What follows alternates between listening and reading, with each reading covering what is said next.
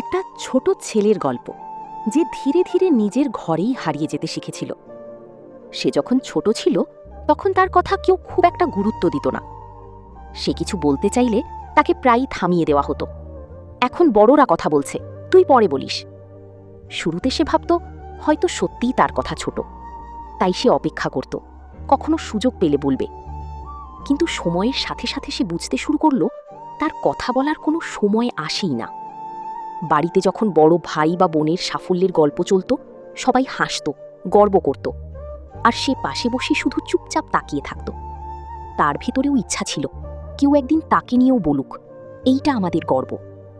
কিন্তু তার ছোট ছোট অর্জনগুলো কখনোই কারো চোখে পড়ত না, আর সে ধীরে ধীরে বিশ্বাস করতে শুরু করল আমি হয়তো সত্যিই তেমন কিছু না। রাতে যখন ঘরটা চুপ হয়ে যেত তখন তার বুকটা ভারী হয়ে উঠত, চোখে পানি আসত, গলা আটকে যেত, কিন্তু সে কাঁদত না। কারণ ছোটবেলা থেকেই সে শুনে এসেছে ছেলেরা কাঁদে না, শক্ত হতে হয়। তাই সে হাসতে শিখল, ভিতরের কান্না লুকিয়ে। যখন সে কিছু দায়িত্ব নিতে চাইত সবাই বলতো তুই এখনো ছোট, তুই পারবি না। কিন্তু ভুল হলে ঠিক তার দিকেই আঙুল উঠত। সে তখন শুধু একটাই প্রশ্ন করত মনে মনে, আমি কি সত্যিই ছোট,